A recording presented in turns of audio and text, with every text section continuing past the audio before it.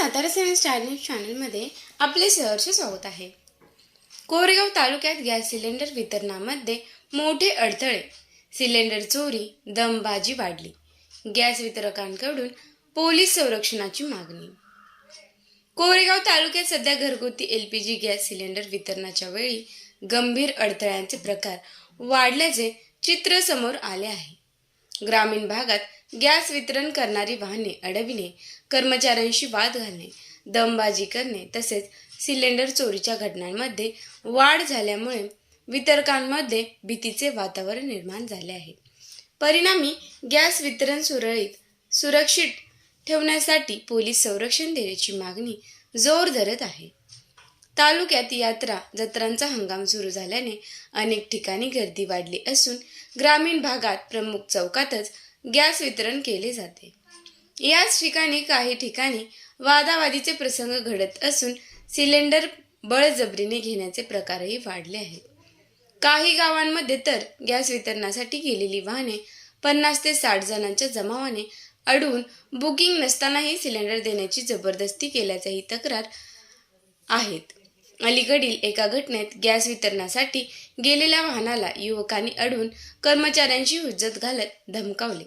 भीतीपोटी संबंधित कर्मचारी वाहन परत गोडाऊनमध्ये घेऊन आला। नंतर दुसऱ्या कर्मचाऱ्यासह पुन्हा वितरणासाठी पाठवल्यानंतरही जमावाने वाहन अडवून सर्वांना सिलेंडर देण्याची मागणी केली। अखेरीस 112 क्रमांकावर संपर्क साधून पोलिसांना बोलावले। पोलिसांनी हस्तक्षेप करून वितरण सुरळीत केले। मात्र या घटनेत काही सिलेंडर व रोख रक्कम कमी असल्याचेही निदर्शनास आले आहे। गॅस वितरकांच्या मते कोविडसारख्या कठीण काळातही आम्ही ग्राहकांना अखंड सेवा दिली। मात्र सध्या त्याच ग्राहकांकडून धमक्या व दबावाचा सामना करावा लागत आहे। कार्यालय व गोडाऊन परिसरातही गर्दी वाढून कर्मचाऱ्यांना शिवीगाळ व दमबाजी सहन करावी लागत असल्याची खंत त्यांनी व्यक्त केली। दरम्यान जागतिक युद्धजन्य परिस्थितीमुळे इंधन तुटवड्याची शक्यता लक्षात घेता गॅस दर वाढ व अवैध वापर वाढण्याची भीती व्यक्त करण्यात येत आहे।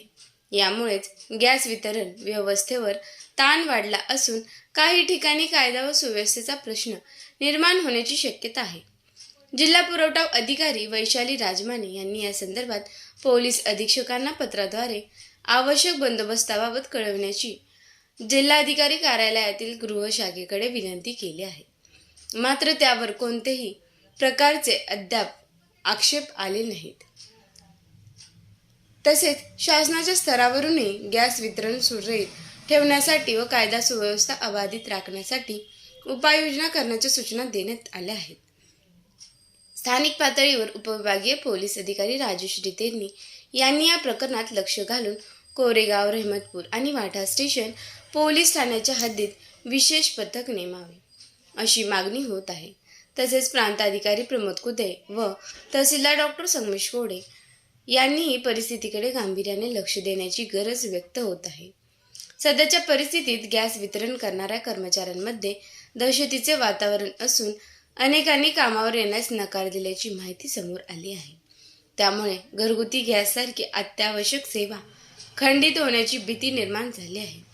गॅस वितरण सुरळीत राहण्यासाठी तातडीने पोलीस संरक्षण देऊन ठोस उपाययोजना करण्याची गरज असल्याचे वितरकांकडून ठामपणे सांगितले आहे।